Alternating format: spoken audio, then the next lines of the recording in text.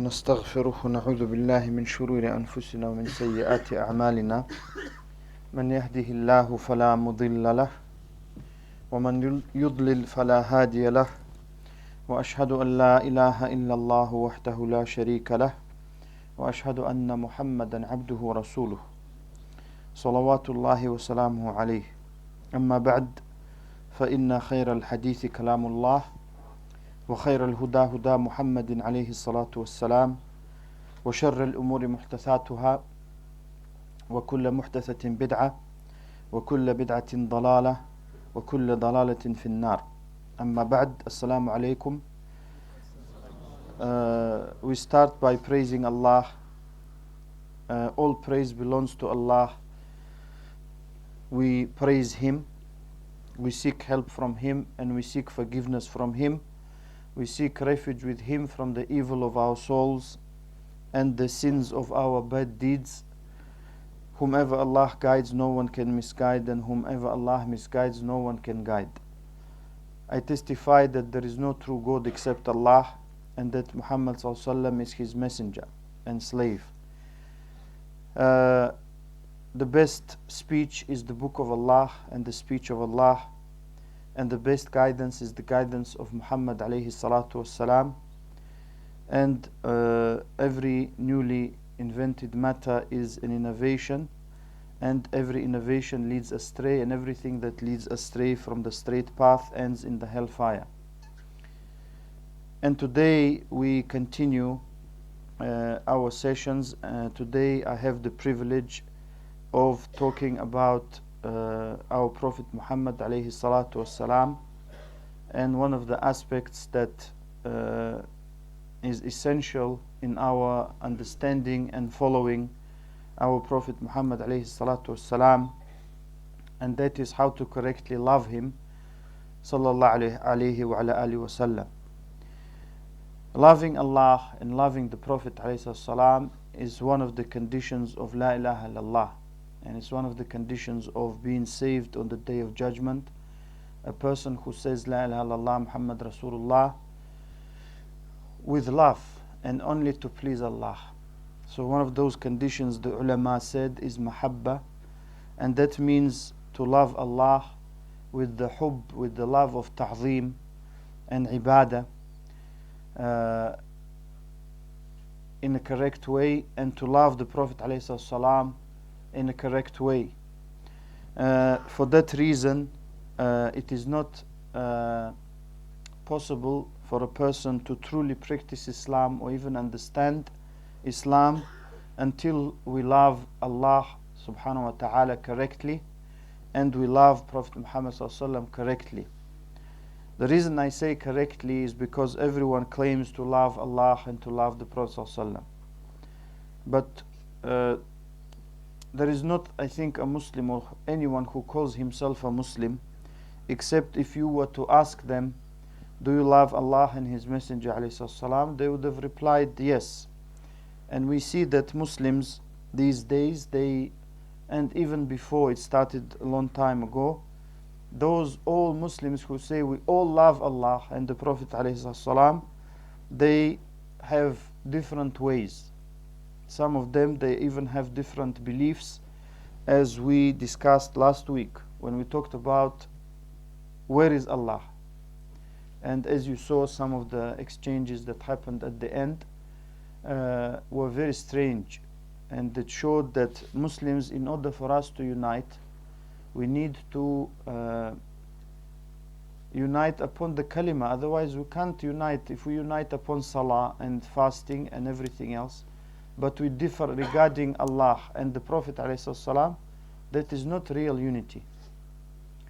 For that reason, it's very important for us to understand how to correctly love Allah and worship Him, and how to correctly love the Prophet ﷺ and follow him. And from all of us probably know that from the kamal, the perfection of our iman, is to love the Prophet ﷺ more than ourselves, more than our parents, more than our children, and more than all the people. And the Prophet ﷺ said, لا يؤمن أحدكم حتى أكون أحب إليه من ولده ووالده والناس أجمعين. This hadith is in Bukhari and Muslim, that the Prophet ﷺ said, none of you truly believes. If you literally translate, it means none of you believes. But it doesn't mean, because Iman, this is a very important issue. Many people now, they talk about issues of Iman and Kufr. Not everyone can talk about those issues. Unfortunately, everyone does, or most people do. Iman, just like Kufr, we have the beginning of Iman that makes someone a Muslim, and the top of Iman, which is the Iman that is top of those people who perfect their Iman. And from the perfection of Iman is to love the Prophet ﷺ more than yourself, more than your parents, and more than your children. And there are different degrees between the minimum when a person becomes a Muslim, or he or she is born a Muslim, and they understand what it is like to love the Prophet ﷺ until they reach that level, if they ever reach it. It doesn't mean that they are not Muslims, but their Iman is deficient. And they may have some deficiency which is haram, some deficiency which is makruh. These are very delicate issues which many people don't understand, and they talk about these issues of Iman because these ulama call them a'malul qulub. Loving, hating, hoping from Allah, relying on Allah. All of these are the actions of the heart. So they are the most important actions. They come before the actions of the body. That is why the belief of Ahlul Sunnah, the real Ahlul Sunnah, those who follow the Sunnah, because Ahlul Sunnah means those who follow the Sunnah. Jama'ah means those who unite upon the Sunnah. The belief of Ahlul Sunnah regarding Iman is that it's qawlun wa amal. It's actions and statements. Yazidu wa yanqus. It increases and it decreases. And the ulama, they say that qawlun means qawlul qalbi wa qawlul lisan, the saying of the tongue and the saying of the heart, and that is the belief of the heart. And amal means amalul jawarih wa amalul qalb. Amal means the actions of the body and the actions of the heart. The actions of the heart are love, hate for the sake of Allah. These are some of the greatest ibadat. That's why the Prophet ﷺ, the asl of that hadith is in Sahih al-Bukhari, and I think I mentioned it before in our lectures. The Sahabi, one of the Sahaba who used to drink khamr, and they used to bring him for punishment to the Prophet ﷺ. And some of the Sahaba said, لعنه الله or لعنة الله عليك ما أكثر ما يؤتى بك. You know, he said, may Allah curse you, because how many times they're going to bring you for this? The Prophet ﷺ said to him, don't say that. And this person has committed a sin. And most people would join that person in cursing that individual. But the Prophet ﷺ sunnah, that's why we always say, in order to know the Prophet Muhammad ﷺ, we must study his sunnah. It's not what we think he was or he said or something. It is what he really said and did ﷺ. He said ﷺ, don't say that, don't you know he said La ilaha illallah, or that he loves Allah and the Messenger ﷺ. How can the Prophet ﷺ know that someone loves Allah and the Messenger ﷺ? That normally is apparent from certain actions, because we can't know what is in the hearts of people. And the Prophet ﷺ, despite what some people claim, he doesn't know what's in the hearts of people.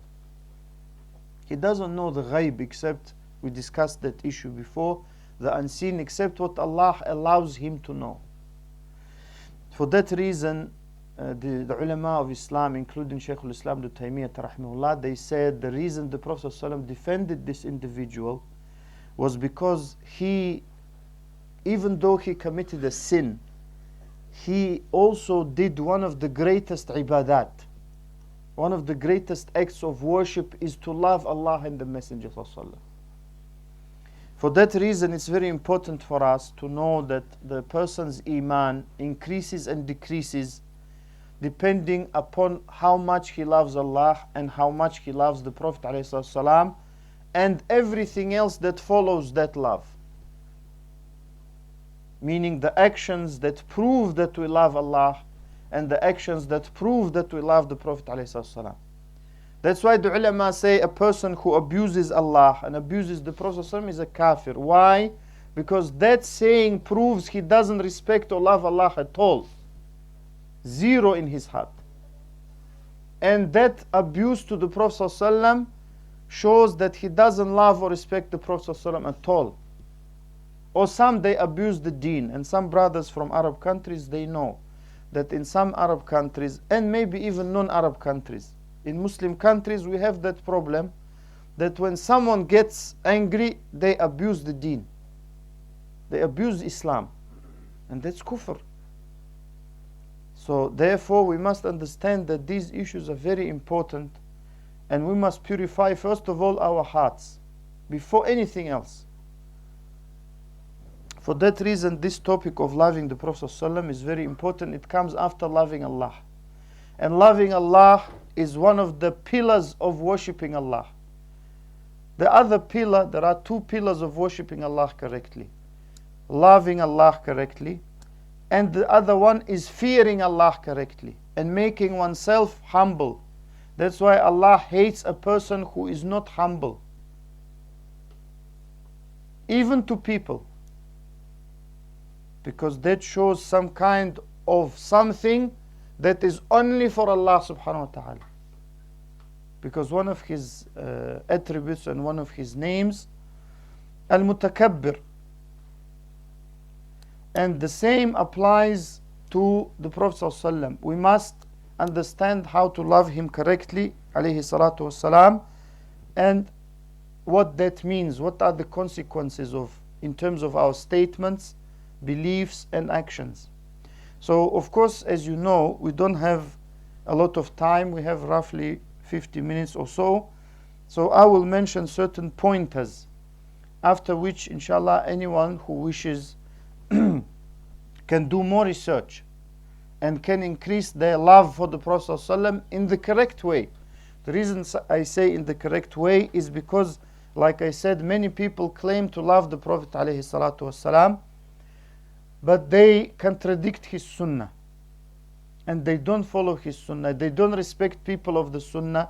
They abuse them. They lie against them. They abuse the ulama of the sunnah. So that goes against loving the Prophet ﷺ, as I will explain. So we must love the Prophet ﷺ for a few reasons. First of all, in relation to who sent him, alayhi salatu wasalam. Because Allah subhanahu wa ta'ala, as we know, sent him. Because Allah said, Inna arsalnaka. We have indeed sent you. Shahidan wa mubashiran wa nadhira. He mentioned a few jobs of the Prophet ﷺ as a witness over those people, and as giver of good news, glad tidings, and as a warner. وَدَاعِيًا إِلَى اللَّهِ بِإِذْنِهِ. And the person who calls to Allah, if the Prophet ﷺ was calling to Allah, every person who calls to Islam must call to Allah, not to himself or his sheikh or his group or anyone. He has to have ikhlas. وَسِرَاجًا مُنِيرًا. And as a blazing lamp that shows the way. This of course shows that the guidance is what is intended. So Allah subhanahu wa ta'ala sent him to show us the way. As Allah said, so that there is no hujjah, there is no proof for the people against Allah after sending the messengers and prophets. For that reason, we must love the Prophet ﷺ if we love Allah. The second point why we must love the Prophet ﷺ is in relation to his personality. Because they say normally, if you want to love someone or respect someone, they say, Subhanallah, that person is so, such and such, and he has great this, great that. If you analyze the personality of the Prophet ﷺ, the only thing you do is become amazed. Even non-Muslims who are objective and they do not lean against Islam, they recognize that the personality of the Prophet ﷺ was amazing. And of course, to analyze the personality of the Prophet ﷺ, we must understand the context and the time in which he lived ﷺ. For example, when we analyze how he used to respect contracts and agreements, most of them not written. Nowadays they say, anything written? No, who cares?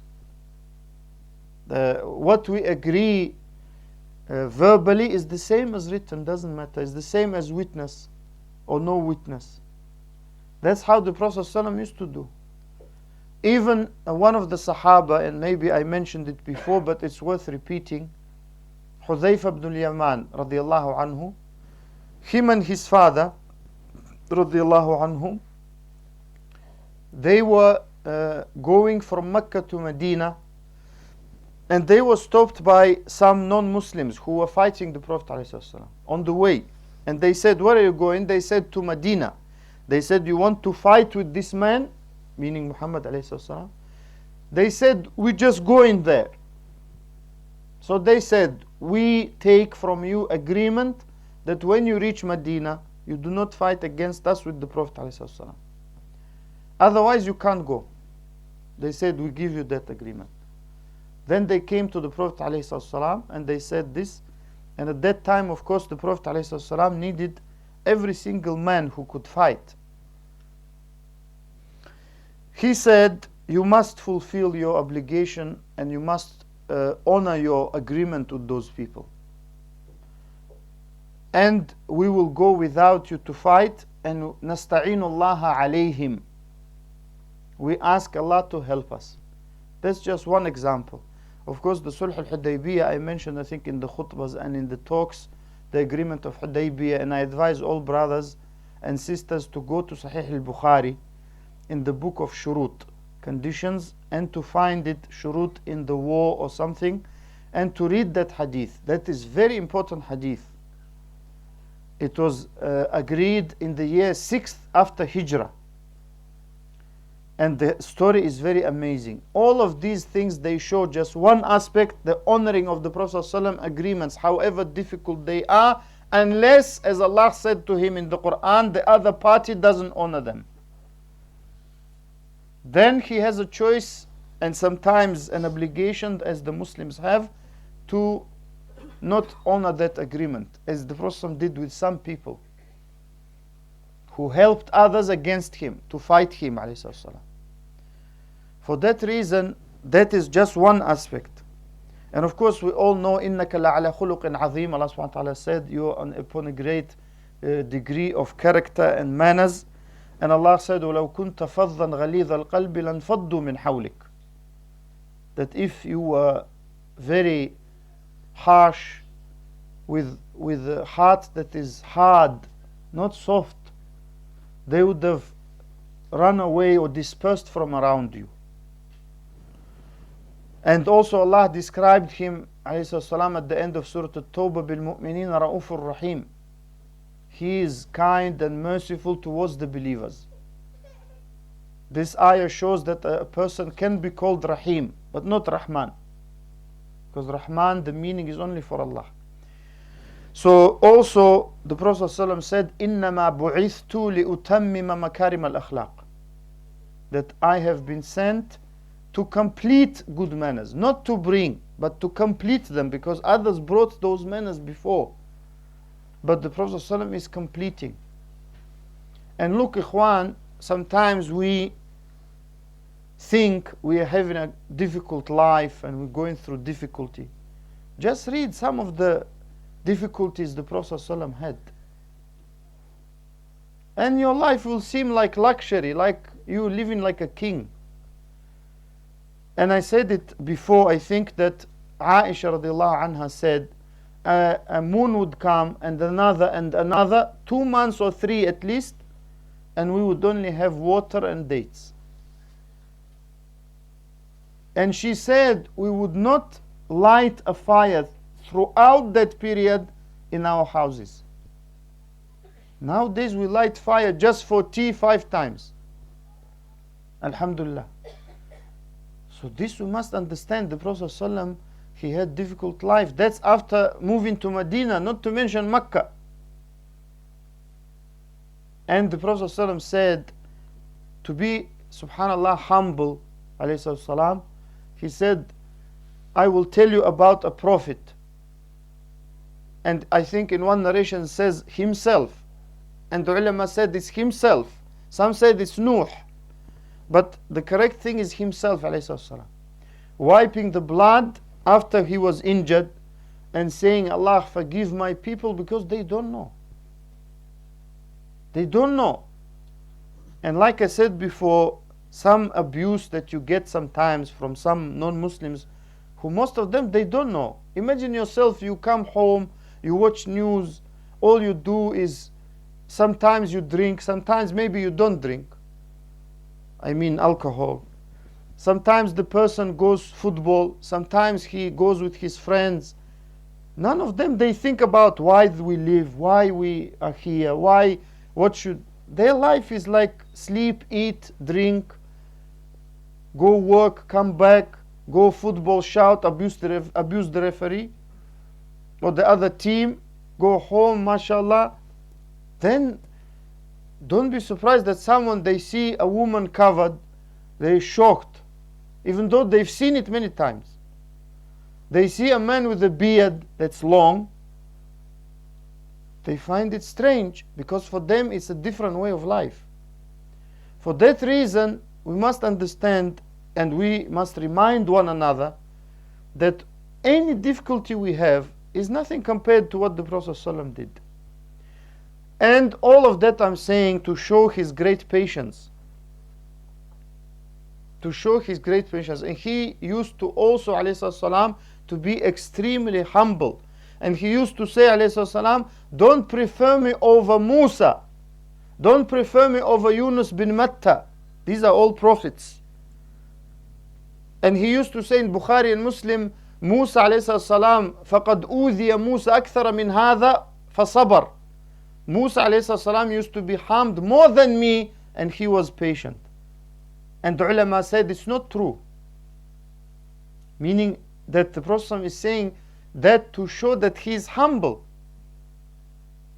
Maybe some of it, of course, is true. We're not saying the Prophet didn't speak the truth, but we are saying the ulama said this is to humble himself, alayhi salam. That's why the Prophet said, "Man tawadha'a lillahi rafa'ahu Allah." Who humbles himself for Allah, not for dunya, Allah will raise him. For Allah, because some people who don't understand, they think when you humble yourself, you're weak or you're something, or you for Allah. But when it's necessary, you also brave for the sake of Allah. Ikhwan, please move a bit forward. Jazakumullah khair. Qaddamu. So that these qualities, they must, whenever we know more about the Prophet ﷺ, they must show us how great he was, his personality.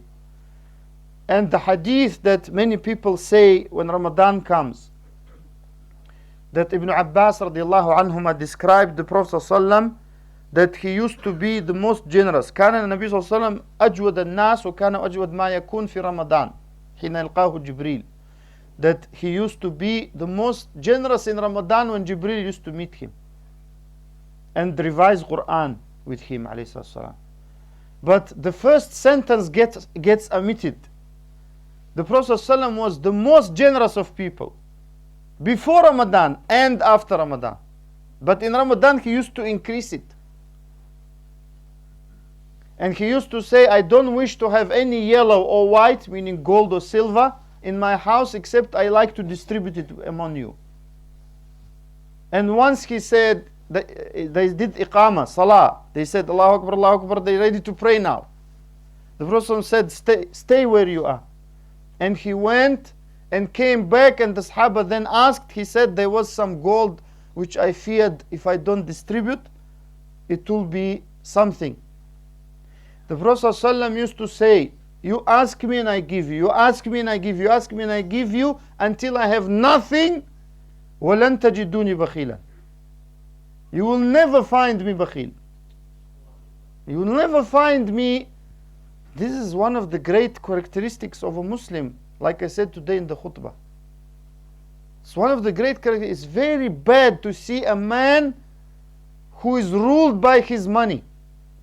He's slave to it. That's very bad. And maybe some of you know such people. I know many, unfortunately. But we also, alhamdulillah, we shouldn't say like some people, oh, Muslims all bad. No, we have a lot of good people who spend a lot, mashallah, jazakumullah khair, who spend a lot. And they follow, if they have the correct niyyah, the correct intention, and they spend because it's the sunnah, they will get great reward. Which you can't imagine. The Prophet ﷺ said, this small, less than a meter, the whip, I mean the biggest whip is a meter maybe. Whip, yeah? Which is sawt, with sin. That لموضع صوت أحدكم في الجنة خير من الدنيا وما فيها. Is better than the whole dunya, and that space in Jannah, in paradise, is better than the whole dunya and whatever is in it. So imagine you get just that. And of course the person who is the smallest in ajr in the Jannah, the one who will, is long hadith, but at the end Allah will give him like this dunya and 10 times more. That's the smallest ikhwan. And he will keep saying, oh Allah, turn me, because he will be facing the nar. Because he will be taken from the nar. This contradicts the Aqeedah of the Khawarij and Mu'tazila, who say that there is no one taken from nar, from the Muslims, from the hellfire. Ahlul Sunnah, we believe that as the Prophet ﷺ told us. So his face is and it's hot, and he will say, oh Allah, turn me away from the nar. Allah will turn him. And he will say, will you ask anything? No, bi'izzatik, by your honor I will not ask. He will turn it, then he will he will see and feel Jannah. He will say, Allah, make me closer to Jannah. And he said, I told you, you said you wouldn't ask anything. He will say, please make me closer. Will you ask anything? No, I will not ask. Then he closes. So then when he sees Jannah, say, oh, make me enter Jannah. Because it's too good. So then we have in this hadith the sifa, the attribute of dahik. Allah will laugh and enter him Jannah, and he will say to him, wish what you want. Imagine someone says to us, Akhi, wish what you like, I will give you. Say, okay, let me wish as much as possible. And that person will wish what he can. Of course, Jannah opportunity. That's, I'm telling you, the smallest in ajr. Smallest in ajr. And he will wish, and Allah will give, and he will say, I will also give you more, just what you didn't wish. And he will say, I give you dunya and 10 times more. 10 times more. And now people are killing each other for some part of the dunya. Small part. It's not even all the dunya. If you analyze 1 billion pounds or dollars, it's nothing in the dunya, really. So people are killing each other. So we have to try and realize that just by following the Prophet ﷺ, a little bit, Allah gives great reward. That's why a true believer, he doesn't care about the problems in the dunya, because he's patient. Allah is trying him. It's just a trial. He knows that inna ma'al usri yusran, that after every ease there is, after every hardship there is ease. For that reason, the Prophet ﷺ was patient. And you remember the story of At-Ta'if, very famous, when he, alayhi salam, Allah sent the angel Malakul Jibal who said to him, I've been sent by Allah because those people abused you, disrespected you, and he saw what they did to you. So tell me what I do. I will do anything you want. And imagine if someone is angry and they didn't throw things at the Prophet themselves. They said sufaha, those people who are stupid, and children or someone, to humiliate the Prophet ﷺ. And someone who is like that, you have some feelings, of course. And therefore the person has natural feeling of retaliation. The Prophet ﷺ said, no, I hope Allah will bring from those people someone who will worship him alone. And now Ta'if, mashallah, yani Ta'if. We know that Ta'if is Ta'if. Ibn Abbas radiallahu anhu died there. Now his grave is in Ta'if. And Ta'if now, mashallah, Muslim, and they worship Allah, alhamdulillah. So knowing the personality of the Prophet ﷺ is very important, because many Muslims, they don't know his personality. Therefore, if we don't know his personality, our love is weak for him, alayhi salam. Our love is weak. And if we don't know his personality, alayhi salam, that will replace something, that will be replaced by something else. And of course we can talk about it long time, but we have limited time. So his personality, his appearance, as Anas described him, Ali radiallahu anhu described him.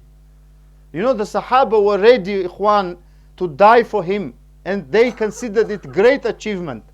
Why? Because of all of that. Because of all of that.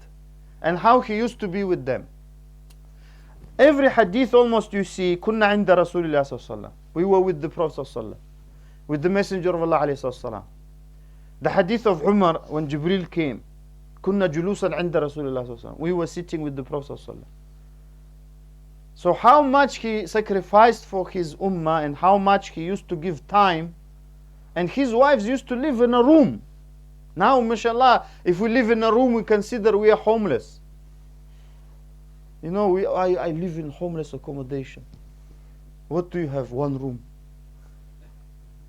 It's true. And the Prophet ﷺ, Aisha and every other wife used to have a curtain. And people used to come. That's why Allah told them in Surah Al-Ahzab, don't just stay there talking and things. He has just a room. Yani you inconveniencing the Prophet ﷺ.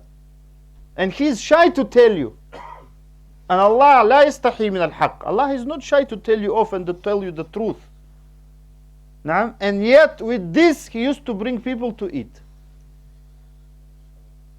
And now we have 2 bedroom, 3 bedroom, 4 bedroom. Sometimes we don't know what to do with the 4th bedroom or 3rd bedroom. And we very rarely have, some people don't know even our house. That's shame. That's not the way of the Prophet ﷺ. And yet he died, and his his fighting armor, was murtahan, mean as a security, as guarantee, was given to a Jewish man for some food. And of course there are many hikam why Allah made it like that. One of them is that people, enemies of Islam, don't accuse him sallallahu that he did it for money. Like now, when we talk about the ulama, they say, oh, scholars for dollars. That's very nasty saying, to be honest. And they say many other bad things. Yes, we have scholars for dollars. We don't deny. There are people who just do fatwa and others for money and for dunya and for position. It's true. But the ulama who sunnah, from loving the Prophet ﷺ, as we will come now in a few minutes, is to love the ulama of sunnah. So also we must love the Prophet ﷺ in relation to his message and his da'wah. Because his message ﷺ and his da'wah, his call, is not to himself. Even though he could have called to himself. None of the Prophet ﷺ, all prophets da'wah is to themselves. They all say, اُعْبُدُوا اللَّهَ لَا تُشْرِكُوا بِهِ شَيْئًا أَوْ مَا لَكُم مِّنْ إِلَهٍ غَيْرُهُ. That worship Allah, you have no God or no one to worship except Him. The same, the Prophet ﷺ, as we said, أُدْعُ إِلَىٰ رَبِّكَ. There are many ayat in the Quran where Allah subhanahu wa ta'ala said, call to your Lord. Ud'u ila sabili rabbik, call to the path of your Lord, and everything else. And his call, despite what enemies of the Prophet ﷺ and enemies of Islam claim, his call is not terrorism. Where is terrorism? When he forbids to kill the women and children, women who don't take part in fighting. Otherwise, woman soldier is a soldier. But women who don't take part in fighting. The monks who worship others than Allah, they do shirk full time. Or not? They do shirk. Who do they worship? They say Isa is son of Allah. Isa ibn Allah. The Prophet ﷺ said, don't touch them. Where is his call terrorism? Even the people who come to the Prophet ﷺ and say, like Ma'iz, one of the Sahaba radiallahu anhum, he committed zina. Now people, they say, look, Ya akhi, Saudi, there is zina. Subhanallah. Ya akhi, there is Sahaba who committed zina, ikhwan. Doesn't mean we accept zina. No, but in those times even happened. Were you supposed to stand with a gun about every house, don't do zina? It can happen. Does it mean that now we have to make war in the whole country? Who says that with his right mind? Except Khawarij and Shia and those who are fitna people. So this great man came and said to the Prophet, I committed zina. Punish me, because I don't want to be punished by Allah in the hereafter. This is easier than that. So the Prophet turned away. He said, maybe you did something else. He said, no. He came the other way in front of the Prophet. That happened 3 or 4 times. So that shows that Islam is not what some people claim. You hack the hand of a thief with a hacksaw. You know, like Daily Mail. Daily lies. They lie all the time about Allah and about the Messenger of Allah and about the deen of Allah, and they don't feel shy.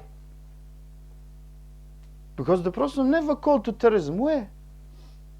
He said, who kills a person, non-Muslim, who has permission to be with Muslims or enter or agreement, this hadith is in Bukhari, he will not find the fragrance of Jannah. Not enter Jannah, fragrance, smell. And you can find the fragrance of Jannah from 70 years distance or 100 years distance. Where is the terrorism? And some people say we teach terrorism. I teach terrorism. Which terrorism did we teach? Don't lie. Fear Allah if you're a Muslim, and fear the court if you're not a Muslim. Don't lie. Don't lie. Lying is a characteristic that is blameworthy in every religion. Do not lie against us. Because here what we teach and what this masjid is about is not about terrorism. It's not about, this is about improving society. What is better, a person who is sober or a person falling out of the pub because he can't walk anymore? What is better? Who is the person who is better? The person who worships Allah and makes himself and his heart obey Allah, or obey his desires, which means shaitan. Whatever shaitan says, he says, I do it. You know those people, some of the serial killers, when they interview them, they say, someone told me to kill. They say, oh, this guy is, you know. It's not. Someone tells him to kill. And even how to do it. Analyze the Hollywood films. How many of them, you know, when I drive past billboards, gun like that, gun like that. Yeah, subhanallah, you calling us terrorists. Who releases how many films a year teaching how to kill? Who? Us? No. If one Muslim company released, that's it. They would be closed. And in every almost film, there are some Arabs with guns running around shouting, Allahu Akbar. What's this? And people believe it because they don't think. So if they see you with a thobe, someone actually said to us, and some brothers with us, where did you leave your camel? Because that's how they think. So some people accuse the Prophet ﷺ of being a terrorist. And that of course is not true. But the way to prove it is not to jump on high buildings, like some people do. Or to destroy property. What's the property got to do with it? The way to do it is to first of all lodge a complaint. Why a newspaper or someone prints it? What freedom of speech is that? Freedom of abuse, you mean? Yes. What freedom of speech? Can I write F words in the Daily Telegraph? It's freedom of speech. FF is the article. Swear words. Can I write swear words? No. So where is the freedom of speech? That means there are limits. So if there are limits, don't abuse Prophet of Islam before you know who he is, alayhi salam. Because what you write are lies. Lies. And when we invite the BBC and everyone else, they don't turn up. Why? Because it's not interesting. Islam calls to goodness. Who's gonna? Or someone today, I think Brother Shafiq told me, Imam has been removed due to death threats. That sells. Death threats. You know, the person who has no brain left because he reads Daily Mail and Express and he watches TV. So, Imam, death threats. Look, mate, death threats. This Imam, you know those crazy Muslims. Who believes that anyway? I don't know. Is anyone left who believes it? There must be someone who watches Fox News or something like that. Even many Americans call it fact-free zone. Maybe Foxes watch it. I don't know. It's Fox News. And even the name is strange. Yani. Why is Fox News? Have you ever thought? You know, I have this thing about names. So the point I'm making is the personality of the Prophet ﷺ is very important to know, and his da'wah and his message very important to know. For that reason, we love the Prophet ﷺ and we hate anyone who talks bad about them, and we explain the truth. We must. If we can't, then we ask those who can. We don't take the law into our hands and do bad things. Also, we must love the Prophet ﷺ in relation to what he has brought to mankind, not just to Muslims, to mankind. Many things, principles they use, but many people don't know that Islam brought it and the Prophet ﷺ brought it. And people, of course, nowadays they know that those laws, and of course when I think the Archbishop of Canterbury, he said good things about Islam, they nearly assassinated him. Why doesn't anyone say about that freedom of speech? That's his opinion. He said something good about Islam. Oh, that's a crime. We didn't know that. That's a new crime. To praise Islam is a new crime. And some people went as far as to say he must resign. Why should he resign? You say it's freedom of speech. So his opinion is many things that Islam stands for would benefit British society. Why not? Who said that someone is forcing people to become Muslims? No one said that. He never said that. But of course many people, their job is to twist things. They get paid for it. And Allah said about the Prophet ﷺ, إِنَّكَ لَتَهْدِي إِلَى صِرَاطٍ مُسْتَقِيمٍ. You indeed guide to the straight path.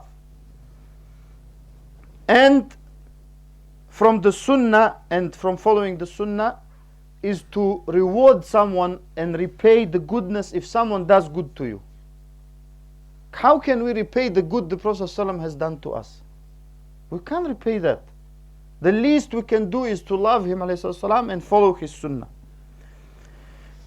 And it is not possible for us to love the Prophet ﷺ except by knowing his personality, his appearance, his seerah, his biography, his manners, and his deen. It is not possible for us to love someone. If someone says, you know that brother, do you know him? Yeah, I've heard of him, but I don't know much about him. It's not possible to love or hate that person because you don't know much about them. So the more we know about the Prophet ﷺ, including his deen, those three things are things we're going to be asked in the grave. Who is your Lord? Who is your Prophet? And what's your deen? So if we don't know Allah well, if we don't know the Prophet ﷺ well, if we don't know their religion well, what are we going to say? So that's very important. So does it mean that we all become scholars? It's not possible. But we ask. And we attend classes that are beneficial. And of course, from the complete min tamam al-mahabba, to correctly love the Prophet ﷺ, ta'atuhu wa mutaba'atuhu, alayhi salatu, is to follow him and to obey him. Because Allah subhanahu wa ta'ala challenged those, the ulama call it ayatul imtihan, the ayah of the test, in Surah Al-Imran, number 31. And that is قُلْ إِن كُنْتُمْ تُحِبُّونَ اللَّهَ فَاتَّبِعُونِي يُحْبِبْكُمُ اللَّهُ وَيَغْفِرْ لَكُمْ ذُنُوبَكُمْ وَاللَّهُ غَفُورٌ رَحِيمٌ. That say, if you love Allah, then follow me. So people say, we love Allah, we love God. They say, God loves you. How do you know? Maybe God hates me. How do you know? No, we don't know. Well, God sent you a message. He loves me. We don't know unless we do what He likes. And He told us that. That's why some ulama call the Quran the last testament. There is nothing after that. So don't you think that if you are not a Muslim, if you read the Old Testament, the New Testament, you should read the last one? At least to see what is inside. And if you're a Muslim, then if you say you love Allah, you must follow the Prophet ﷺ. That's what Allah said. Say, if you love Allah, then follow me. Allah will love you. Then Allah will love you and forgive you your sins, and Allah is forgiving, merciful. What else do we want, ikhwan? Allah's love plus forgiveness of sins. What else? And Allah will say, as the Prophet said, to the people of Jannah, and that man even who enters, He will say, do you want anything else? They will say, you have given us more than we need and more than we asked. Allah will say, I will give you something that's more than that. They will say, what can be more? He will say, I am pleased with you and never be angry with you. And of course, one of the greatest reward, even more than Jannah, is to look at the face of Allah subhanahu wa ta'ala. May Allah make us from them. And many people of bid'ah, they say, oh, how can you say that? We say that because the Prophet ﷺ said. So that is how you reach the love of Allah, if you follow the Prophet ﷺ. And Allah said, مَنْ يُطِعِ الرَّسُولِ فَقَدْ أَطَاعَ اللَّهِ.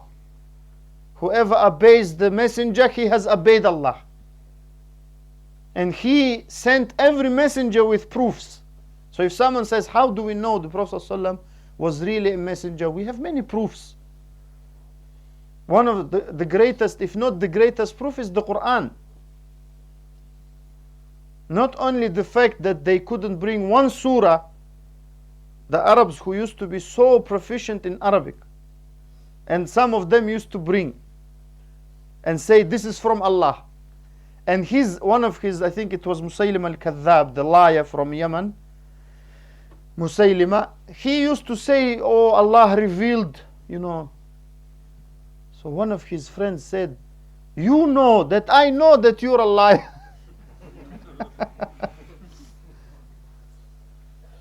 And they say that one of the rulers, they brought some guy who they mention in history books.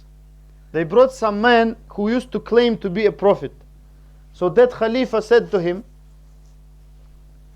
so he said, what is your sign? Allah sends all prophets with signs. What is your sign? He said, I know what you're thinking. Oh, he said, what am I thinking? He said, you're thinking I'm a liar. So he was, even though he was a liar, he was clever liar. He said, you're thinking, أنت تظن أني كذاب. He said, that's true. So he said, lock him up in jail. Then after 2-3 days, they called him to the Khalifa, and Khalifa said to him, have you got any wahi? Meaning he's joking with him.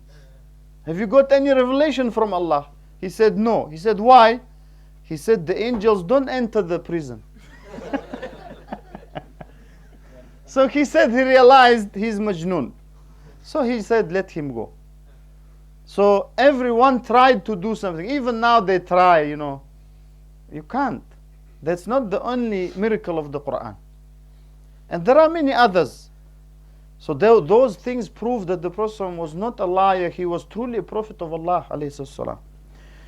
And of course the ayat, they more than 30 or 40, at least 30 in the Quran that order us to follow and obey the Prophet ﷺ and obey Allah. Those are connected. And of course the Prophet ﷺ, he himself said to follow his sunnah, his way. And he said, I left amongst you two things, as you know, most of you, if not all of you, that if you follow them, you will never be misguided. And that's the book of Allah and my sunnah, my way. And that sunnah and the book was protected by his companions, radiallahu anhum. And also it's important to understand that from loving the Prophet ﷺ is to love his sunnah and to love his way and to hate everything that differs from that, because that means that is not good. Whatever people try to beautify it. You know, it's like those who commit zina and they say massage, it's a massage parlor. What massage? People go for zina, iyadhan billah. So people, if they change the name, doesn't mean the reality changes. They say, should we legalize prostitution? You have it. Just you call it massage. You can call it bath or something. You can call it anything. The reality doesn't change. So the sunnah of the Prophet ﷺ, it is one. It doesn't change. If someone says, I am from Ahlul Sunnah, and he goes against the sunnah. Naam. So Allah subhanahu wa ta'ala in Surah An-Nur said, فَلْيَحْذَرِ الَّذِينَ يُخَالِفُونَ عَنْ أَمْرِهِ أَن تُصِيبَهُمْ فِتْنَةٌ أَوْ يُصِيبَهُمْ عَذَابٌ أَلِيمٌ. That let those who differ from the way of the Prophet ﷺ, of the Messenger, or from his way, let them beware that some fitna trial will come their way or painful punishment. And Imam Ahmad rahimahullah used to say the fitna meant in this ayah is kufr, iyadhan billah. That a person who continuously disagrees with the sunnah, that may lead him to leave Islam. That is very dangerous. Or any other fitna in the deen. The worst fitna is in your religion, iyadhan billah. If you could do Fajr and then suddenly you can't get up, that's fitna. You used to do Fajr before Imam, you come to the masjid. You do Adhan even. You open the masjid maybe. But something happened in the heart, not in your body, in the heart. All of these happen in the heart, most of them. And you can't get up for Fajr. That's a fitna. That means you have to look at yourself and what you think and feel towards others, towards Allah, towards the Prophet ﷺ. Or any other fitna, maybe in your family life. Also hadith, the great hadith, because we have 2 more lectures left, and they, of course, in my view, an extension to this one. It's about the Sahaba and Ahlul Bayt, the relatives of the Prophet ﷺ and his Sahaba, and also about bid'ah. They related directly to this topic. So I will just point to some things, like hadith Irbad ibn Sariyah, radiallahu anhu, which we all know, or most of us maybe we know, that the Prophet ﷺ said, those of you who live long time will see great difference, which we see now. Every village or town has its own Islam. They call each other names. They do takfir of each other. They say they are not Muslims, they're kuffar, they're this, they're that. So the Prophet said, then you have to, when you see that, stick to my sunnah and the sunnah of the rightly guided khulafa, and bite onto it with your molar teeth. And I warn you against the newly invented things. Also, the Prophet ﷺ said that this nation will divide into 73 sects. This hadith is also mutawatir, the ulama said. Not only is it authentic, it's been narrated by many people through many chains of narration. That this ummah will divide into 73 sects, all of them in the hellfire except one. The fact that the Prophet said this ummah means the Muslims, but that doesn't mean they're kuffar. And some ulama said it means some of them may be kuffar. But what concerns us is not 72. It concerns us is one. That's why Sahaba said, who are those one? They're not worried about 72. They're worried they may not be with that one. And the Prophet said, they're jama'ah.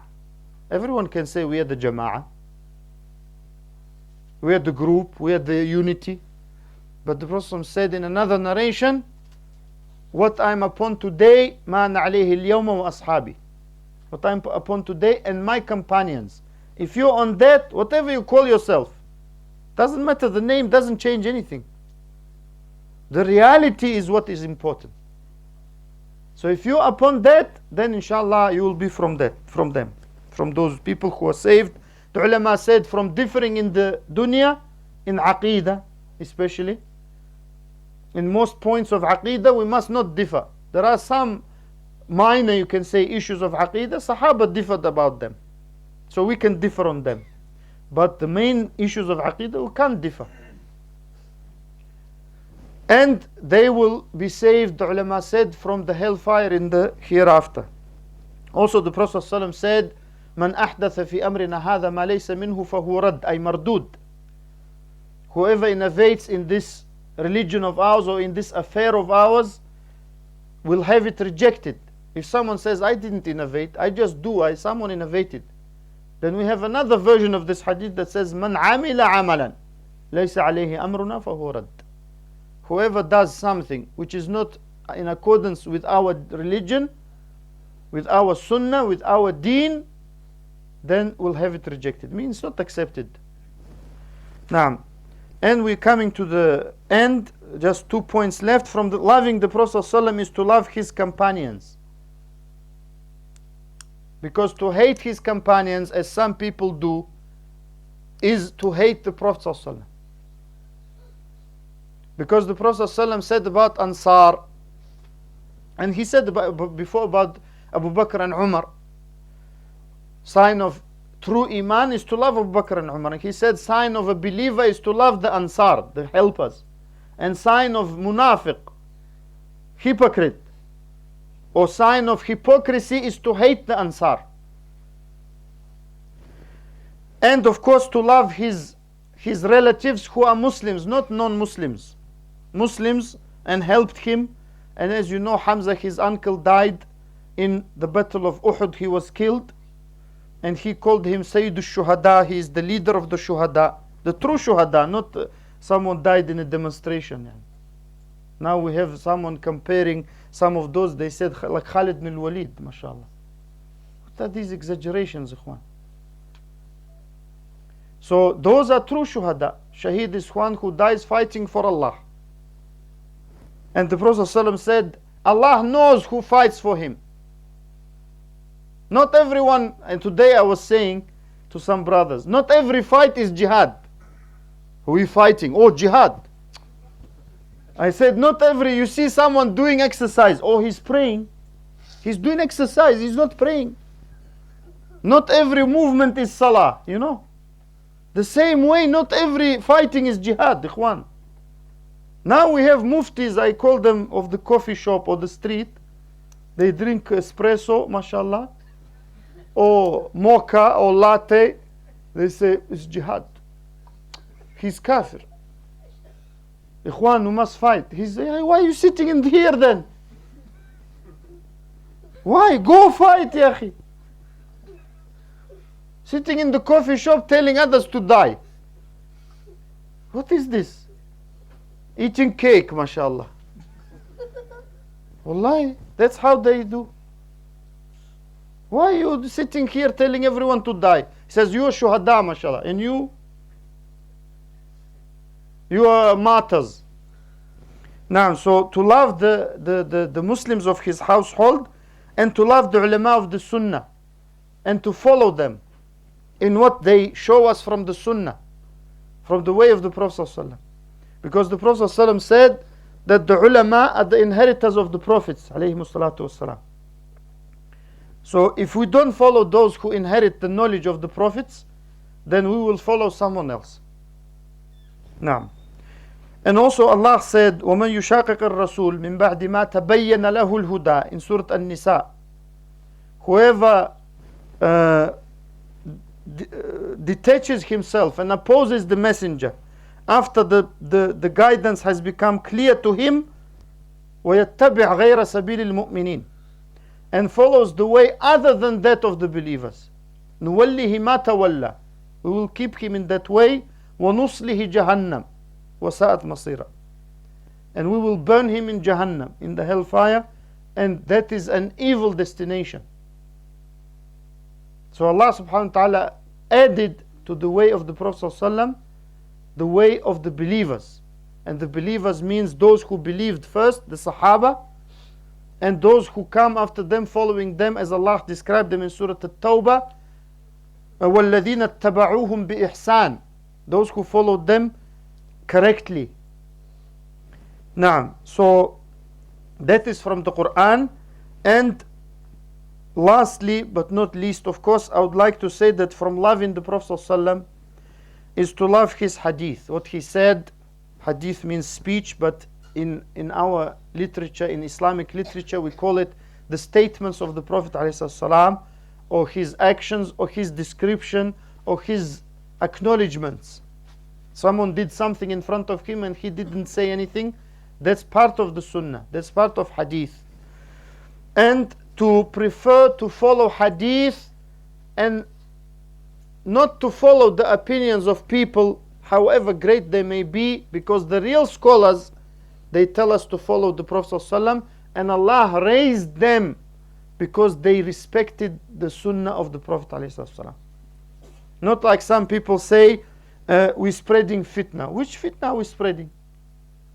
We say follow the Sunnah. Is that fitna? Subhanallah. We say worship Allah.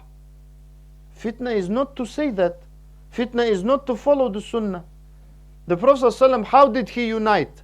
Because some people say, if you talk about these issues, people, they don't like, it will divide them.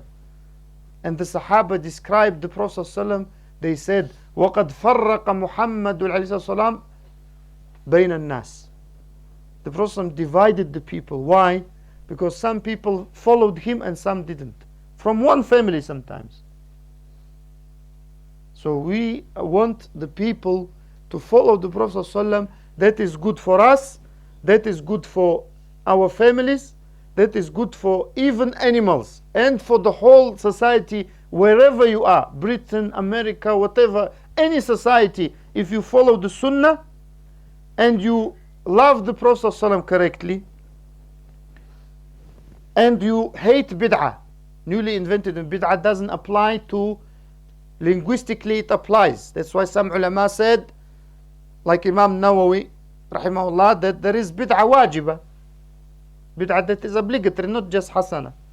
But he meant rahimahullah, and by examples you can see that he meant those things not to do with the deen, like improving roads and making things for the government.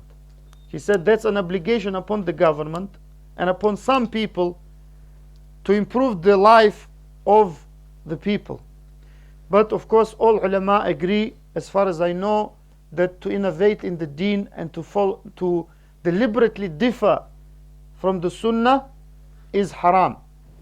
And Imam Shafi'i rahimahullah, he said it is not permissible for anyone who knows that a hadith is authentic, sahih, authenticated by some ulama or one of the ulama of the sunnah, to leave it for anyone's opinion.